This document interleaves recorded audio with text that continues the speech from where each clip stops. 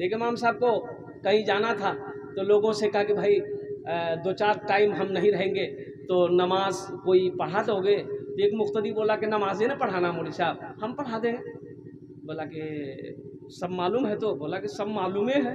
अरे नमाज में पढ़ाना ना है, मालूम है, जाइए आप, जाइए। कब आइएगा? बोला हम कल आएंगे। बोले जाइए आप। इमाम साहब चले गए। ये आदमी बेचारा ज़ोहर के नमाज पढ़ाया। ये सिर्री नमाज है, जहरी नमाज नहीं है। बुलंद आवाज़ से कुरान नहीं पढ़ना। ज़ोहर में बुलंद आवाज़ से कुरान पढ़ता है। असर पढ़ा दिया, सिर्री नमाज है, बुलंद आवाज़ से कुरान है। मगरिब की नमाज, इसमें बुलंद आवाज़ से कुरान पढ़ना है। ये बेचारे नमाज पढ़ा रहे थे, कुछ भूल गए, पीछे से किसी मुख्तदी ने लुकमा दे दिया। अब लुकमा दे दिया तो ये बेचारा पेशो पेश में पड़ गए कि सजदा 100 है कि नहीं है। मसला मालूम नहीं था। सजदा 100 अगर करते हैं, अगर नहीं है तो लोग पकड़ेगा। काहे कि अगर है नहीं करेंगे फिर भी पकड़ेगा, और नहीं है करेंगे फिर भी पकड़ेगा। ये बस्ती वाला मुसीबत में फंसा देगा हम। बोले भैया अब हम क्या करेंगे? दिमाग लगाए, बोले हाँ एक रास्ता है। बस आखिरी रकात पूरी करके सजदा में गया। तमाम मुक्तदी सजदे में, ये भी सजदा में गया और चुपचाप उठा, कुंडी खोरा, निकल गया। सब मुक्तदी सजदा में सुभान रब्बियल आला, सुभान रब्बियल आला, सुभान रब्बियल आला। कोई 3 मरतबा, कोई 5 मरतबा, कोई 7 मरतबा, कोई 11 मरतबा पढ़ लिया। कितना पढ़ेगा भाई? अब उसी में से कितना नमाजी बेचैन भी ना होता है। तो भाई कहावत है, मौलवी साहब एक आदमी, ए भैया मौलवी साहब नहीं थे, मौलवी साहब आ गए। एक सदर साहब ने, मस्जिद का सदर था, इमाम साहब से बोला कि इमाम साहब दुआ कीजिए, मेरे बेटे को अच्छी नौकरी मिल जाए, अच्छी नौकरी मिल जाए, दुआ कर दीजिए, कस करके इंटरव्यू होने वाला। इमाम साहब बोला ठीक है, दुआ कर देंगे। असर में, असर की नमाज खत्म हुई, इमाम साहब ने हाथ फैलाया कि या अल्लाह, मेरे सदर साहब के बेटे की नौकरी लगने वाली है, ऐसी नौकरी लगा दे कि जितनी तनख्वाह मेरी है उतनी तनख्वाह उसको भी मिले। सदर साहब वही गर्म हो गया। क्या आपका दिमाग खराब हो गया है? 8,000 में क्या होगा? आपका नहीं होगा, इमाम साहब का हो जाएगा।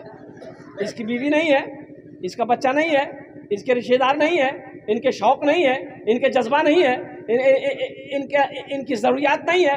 कुर्बान जाओ, जो अपने लिए पसंद करो वही दूसरों के लिए पसंद करो। ये इमामुल अंबिया जनाब मोहम्मदुर रसूलुल्लाह सल्लल्लाहु अलैहि वसल्लम की हदीस है, जो अपने लिए पसंद करो वही दूसरों के लिए पसंद। एक नया इमाम साहब की बहाली मस्जिद में हुई थी, तो चाय की दुकान में लोग बैठे चाय पी रहे थे। तो एक आदमी समझाया कि इमाम साहब देखिएगा, ये बस्ती बहुत ख़तरनाक है, यहाँ सोच समझ के कुछ बोलना है, इसलिए कि यहाँ लोग माना कुछ से कुछ निकाल देते हैं, कुछ से कुछ बोलिएगा वो कुछ से कुछ निकाल देगा, इसलिए संभल के तकरीर करना है, संभल के कुछ बोलना है। और ज़रा तकरीर कीजिएगा, यहाँ का लड़का सब बड़ा बिगड़ गया है, जुआ खेलता है, लॉटरी खेलता है, नशा करता है, इस पर तकरीर ज़रूर कीजिएगा। तो इमाम साहब बोला कि क्या बोले हो, हम क्या तकरीर करें, यहाँ का जो निज़ाम है ना यही सही नहीं है। और निज़ाम उसी मस्जिद का सदर था, उसका पोता वहीं बैठा हुआ था। बोला की बोल रहा, हमारा दादा सही नहीं है। एक फ़कीर, ठंड का मौसम, फ़कीर रास्ते से जा रहा था, तो एक बाज़ार से गुज़र हुआ तो एक हलवाई मियाँ वो दूध गर्म कर रहा था। तो फ़कीर को देखा तो हलवाई ने कहा कि बाबा इधर आ जाओ। तो बाबा आया, सलाम किया, बोला बाबा बैठो, कड़ाके की ठंड है, सर्दी है, दूध पी लो। एक गिलास भरकर ये फ़कीर को दूध दिया, वो फ़कीर दूध पिया, अल्हम्दुलिल्लाह पढ़ा, उस दुकानदार को दुआ देकर आगे बढ़ा। एक औरत एक मर्द रोड के किनारे अपने घर के बाहर बैठे हुए थे, और टिप टिप ऐसी बारिश हो रही थी, तो रास्ते में कीचड़ था। ये फ़कीर बाबा चल रहे थे ना, तो चप्पल की कुछ छींटें जो है कीचड़ की, वो जो औरत थी उसके चेहरे पे पड़ी, कुछ छींटें पड़ी। अब ये नौजवान था, देखा कि मेरी महबूबा के चेहरे पे कीचड़ पड़ गया, इसे गुस्सा आया, ये फ़कीर है और इसे चलने का ढंग नहीं है। उठा अपनी जगह से, पकड़ा कॉलर, मारा तमाचा, खटा। बोला फकीर बने फिरते हो, चलने की तमीज नहीं। ये फकीर बोला कि वाह मौला, क्या तेरी शान है, कहीं दूध पिलाता है, कहीं थप्पड़ खिलाता है, कहीं, अरे बोलो भाई, कहीं दूध पिलाता है, कहीं थप्पड़ खिलाता है। फकीर आगे बढ़ा। ये मर्द और औरत, महबूब और महबूबा, ये दोनों अपनी जगह से उठे। ये औरत अंदर गई और दूसरे मंजिले पर चढ़ने लगी। पैर फिसला, गिर गई, गिरी और कुर्बान जाओ। वो शौहर दौड़ कर आया उठाने के लिए, वो भी गिरा और गिरा, देखा कि खत्म,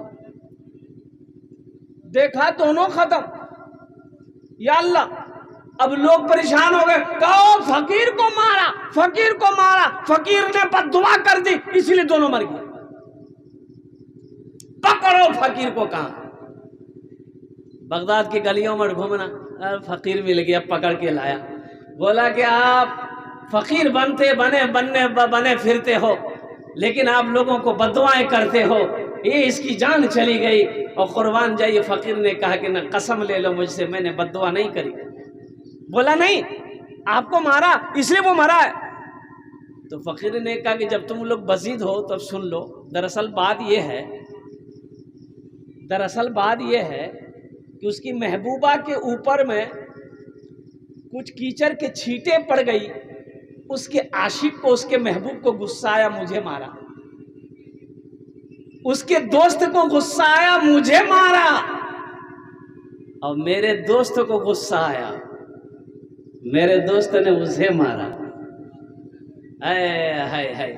और मेरे नौजवानों, मेरे बच्चों, अल्लाह से दोस्ती करना सीखो, अल्लाह से दोस्ती बनाओ, अल्लाह से लो लगाओ। कसम खुदा की, अल्लाह से अगर लो लगा लोगे, अल्लाह से अगर दोस्ती कर लोगे, तुम कभी अकेला महसूस नहीं करोगे। जहां पुकारोगे, जिस वक्त पुकारोगे, मेरा मौला कहेगा, मेरा बंदा का बोल क्या बोलना चाहता है, मैं हूं ना।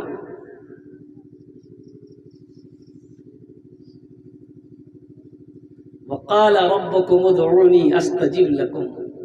मेरा अल्लाह कहता है, मेरा बंदा तुम मुझे पुकारो, मैं तेरी दुआ को कबूल करूंगा। तुम मुझे पुकारो तो सही। कि जिसके पास कुर्बानी की गुंजाइश हो, अब वो कुर्बानी ना करे, सिर्फ बखीली की वजह से, कंजूसी की वजह से, पैसा खर्च करने की वजह से, होने की वजह से वो कुर्बानी ना करे। तो सुनो, अल्लाह के रसूल ने इरशाद फरमाया, वो मेरी ईदगाह में ना, मना कर दिया कि तुम्हें हमारी ईदगाह में आने की जरूरत नहीं है।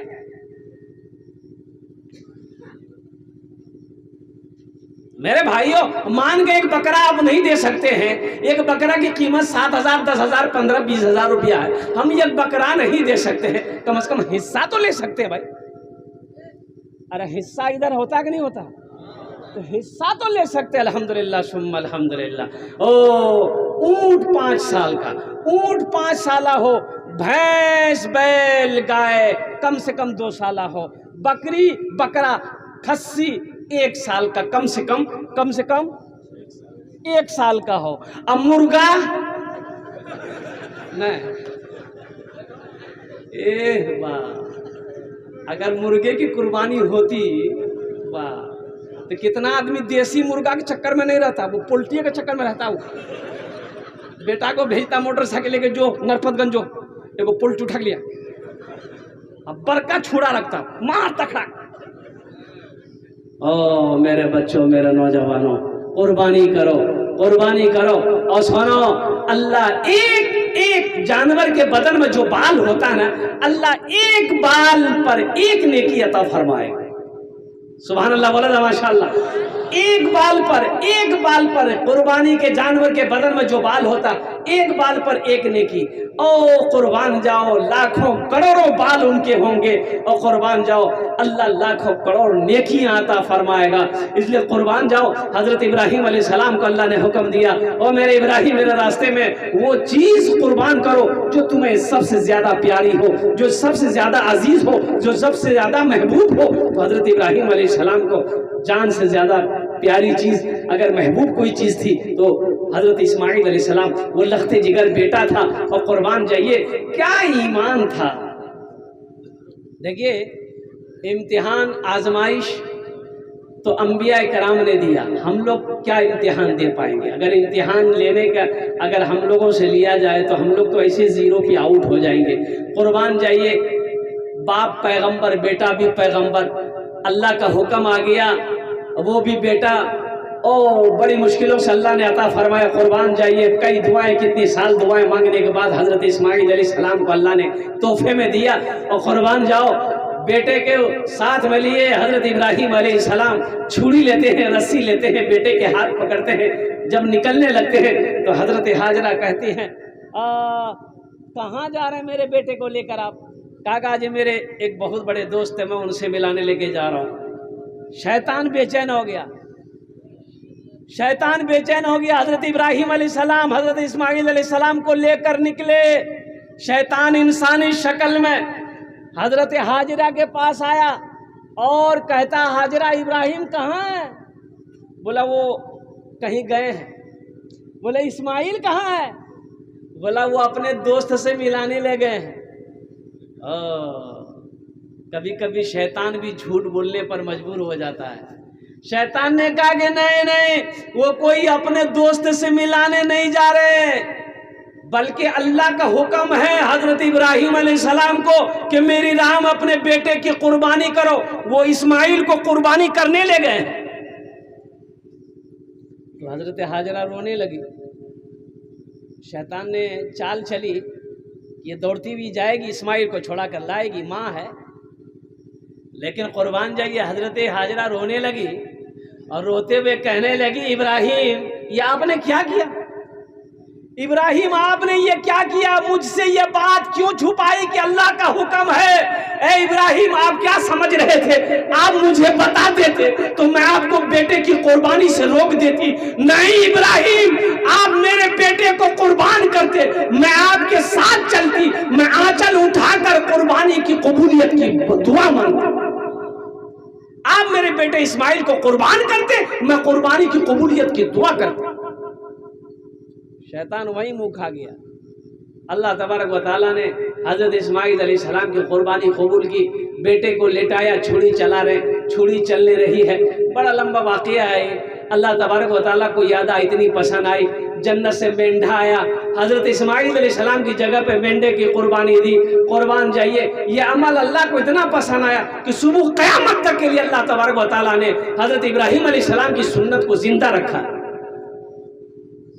वह बेटे की कुर्बानी करने को तैयार है, या हिस्सा देने को तैयार नहीं। इंशाअल्लाह करेंगे। देखिए कुर्बानी गोश्त खाने का मकसद ये नहीं है कि कुर्बानी देखो गोश्त खाना, मकसद ये नहीं है। मकसद ये होना चाहिए कि अल्लाह हमसे राज़ी हो जाए। ये अल्लाह का हुक्म है, ये अल्लाह का हुक्म है। इसलिए ये पैगाम था कुर्बानी के हवाले से जो मैंने आप तक पहुँचाया है। ईद उल अज़हा की जो 2 रकात नमाज है, इसमें ज़ायद तकबीरें 6 हैं। हमारा 90% नौजवान नहीं जानता है कि ये जो ज़ायद 6 तकबीरें हैं, कब हाथ उठा के बहाना है और कब कै बार छोड़ना है फिर बहाना है, इसको पता नहीं। बस बार बार खाली कपड़ा देखेगा, जाने जा कहाँ करो कपड़ा से पटना के 1100 टका मीटर है।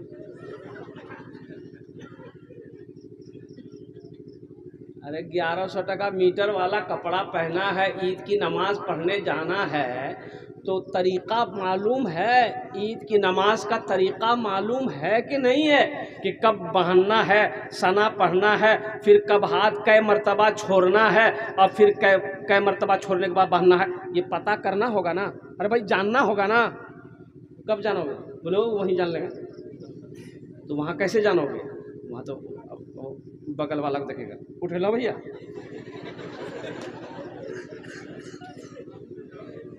अब बगल वाला जितना बार उठाएगा ये भी उठाएगा, अगर बगल वाला उठाते रहेगा तो ये भी उठाते रहेगा। जा झमेले खत्म, हाथे उठाने और नमाज खत्म।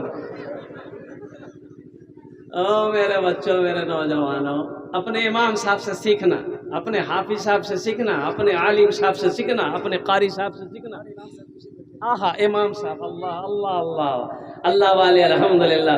और एक बात याद रखो, जो मस्जिद का इमाम होता है कुर्बान जाओ, वो सिर्फ मस्जिद का इमाम नहीं है, बल्कि ये मस्जिद का सरदार, मोहल्ले का सरदार है। इनका बहुत बड़ा मकाम है, बड़ा ऊंचा बुलंद मकाम है कसम खुदा के इमाम का। तुम नमाज पढ़ते हो, तुम्हारी नमाज की सारी जिम्मेदारी इनके कंधों पर है, इसलिए इसकी कदर करो, इसकी कदर होनी चाहिए। लेकिन अफसोस का मकाम है कि आज हमारे इमामों की जो तनख्वाह है, ये रोला देने वाली तनख्वाह है। आज हमारे मस्जिदों के जो इमाम है, मुअज्जिन है, अब मुअज्जिन का तो मत ये पूछिए, बेचारा वो तो गया गुजरा आदमी है, कुर्बान जाइए, उनकी तो कोई कीमत, इमाम की कीमत लोग नहीं लगाते हैं, तो मुअज्जिन की कीमत क्या लगाएंगे लोग।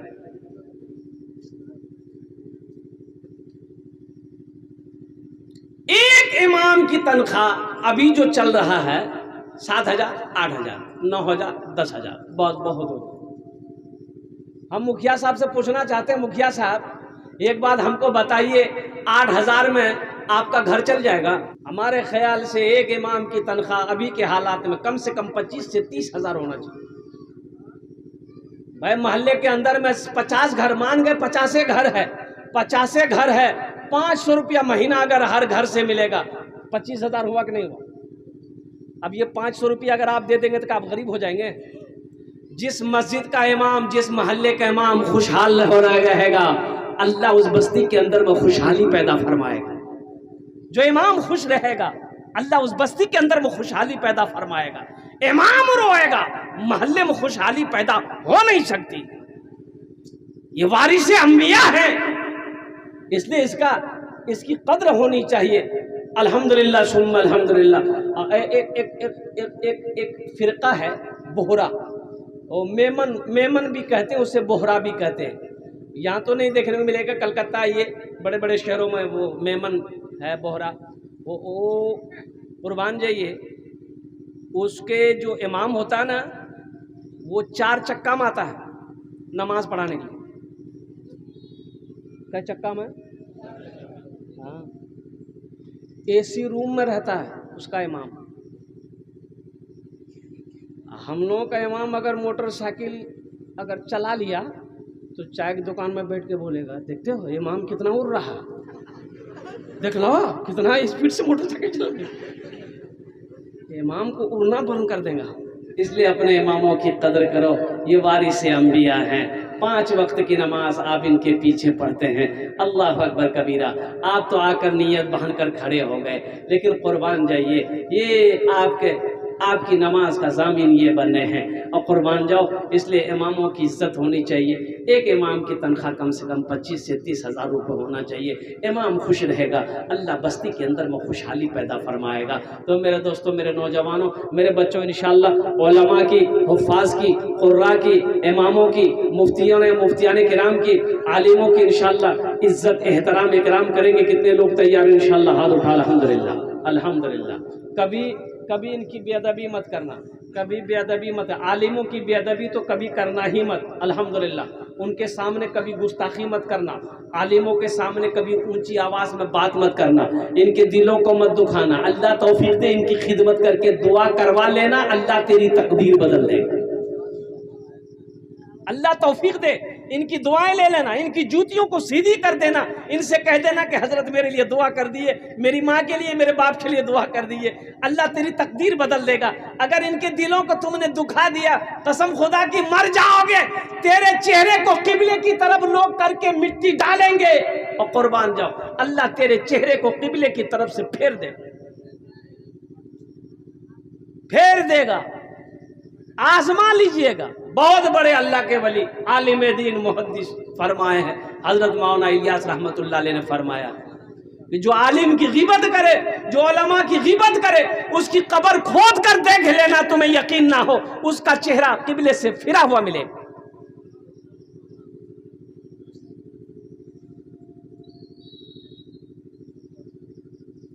इंशाअल्लाह इकराम करेंगे। देखिए, बड़े शहरों में जो मस्जिद होती है, ए बाबू, ए बाबू, जा जा जा, पोजीशन ठीक नहीं है उसका, संधि गिलास। अच्छा अब जब तक मेरी तकरीर होगी कोई जाएगा आएगा नहीं ना? ए बच्चा सोचे हुए नहीं जाएगा, है लगे। एक जगह तकरीर कर दे, एक नौजवान खड़ा हुआ, मैंने कहा क्या हुआ? बोला है हम बोले बैठो। 10 मिनट के बाद फिर खड़ा हुआ, हमने कहा काहे परेशान है? बोला मौलवी साहब बर्दाश्त नहीं है।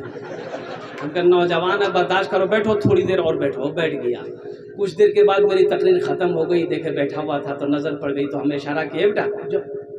बोला नहीं जाएंगे।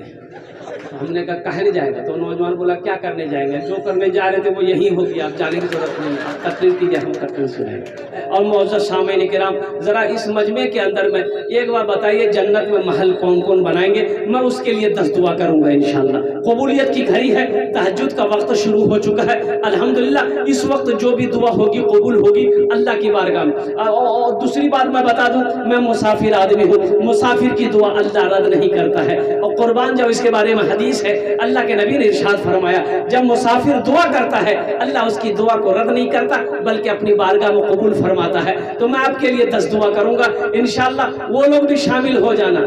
जन्नत में महल कौन कौन बनाएंगे? हाथ उठा दीजिए, मैं दुआ कर दूंगा इंशाअल्लाह।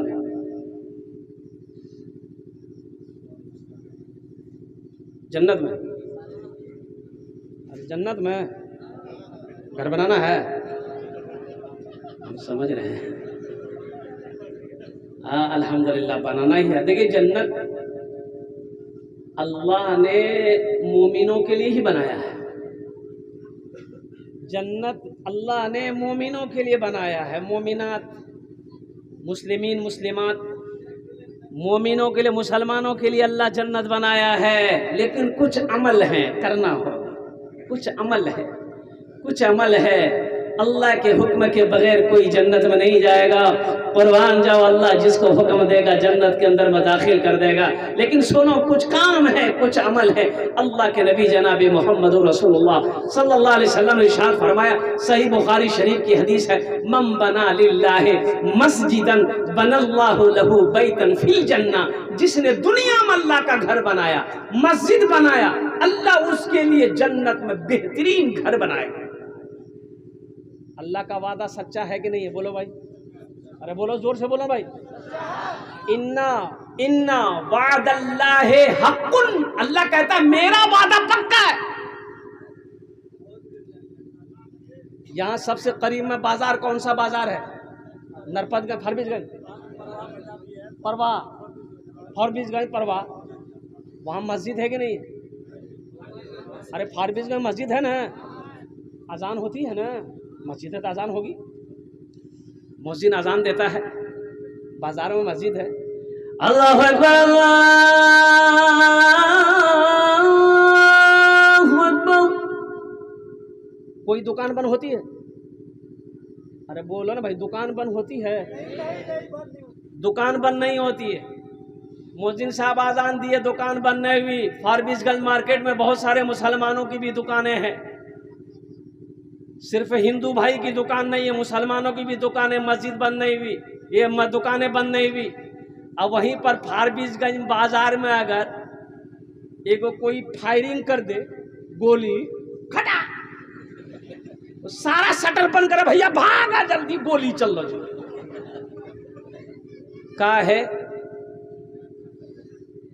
का है मौत से डर है, और जिसके हाथ में मौत है उसका डर नहीं है। मौत से डर है, गोली से डर है, अरे जिसके हाथ में मौत है उसका डर नहीं है। डॉक्टर बता दे शुगर है और कुर्बान जाओ, चीनी में हाथ नहीं लगाता। चीनी तो लग बोला, हाँ हाँ कल शुगर से, तो शुगर क्या कल? डॉक्टर कटपटिया, शुगर छे, शुगर कमजोर भाग गए। ओ डॉक्टर ने बोल दिया शुगर है, चीनी खाना छोड़ दिए, और मेरा अल्लाह कहता है यकीन नहीं आ रहा। अल्लाह की बात पे यकीन नहीं, रसूल की बात पे यकीन नहीं, पैगंबर की बात पे यकीन नहीं, नबी की बात पे यकीन नहीं, आखिरत की बात पे यकीन नहीं, कब्र की बात पे यकीन नहीं, और दुनिया वालों की बात पे यकीन है। इसलिए तो मैंने कहा कि मम बना लिल्लाहि मस्जिदन बनल्लाहु लहु बैतन फिल जन्ना। अल्लाह के रसूल ने इरशाद फरमाया, हजरत उस्मान गनी रावी है इस हदीस के, कि जिसने दुनिया के अंदर में अल्लाह का घर मस्जिद बना दिया, अल्लाह उसके लिए जन्नत में बेहतरीन घर बनाएगा। ये इस मजमे के अंदर में बहुत सारे नौजवान बैठे हो, सुनो, हशर के मैदान में मेरा दामन पकड़ लेना। अगर मैंने ये बात गलत करी, मरना आपको भी, मरना मेरे को भी। अल्लाह के नबी जनाब मोहम्मद रसूलुल्लाह सल्लल्लाहु अलैहि वसल्लम के पैगाम को मैंने आपको सुनाया है, उनकी हदीस को मैंने सुनाया है, और मेरा अल्लाह कहता है इन्ना वादल्लाहि हक़्क़ुन, मेरा वादा पक्का, एकदम अटल है, हक है, सच्चा। मस्जिद की छत ढलाई होने वाली है। मुसलमानों, दौलत ये ना किसी के पास रही है ना किसी के पास रहेगी, इसका काम है आना जाना। पैसा किसी के पास रहा है ना रहेगा।